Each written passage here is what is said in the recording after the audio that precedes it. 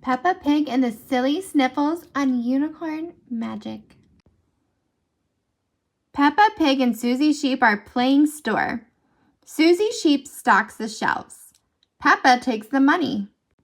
"This is a fun job," says Peppa. Danny Dog is their first customer. "Hello, could I have some cookies, please?"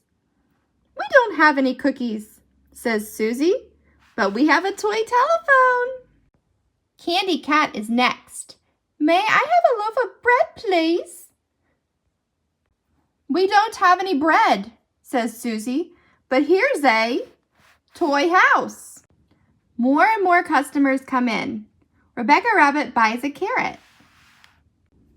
Zoe Zebra asks for apples, and Susie and Peppa sell her a toy truck. "Being a shopkeeper is hard work," says Peppa.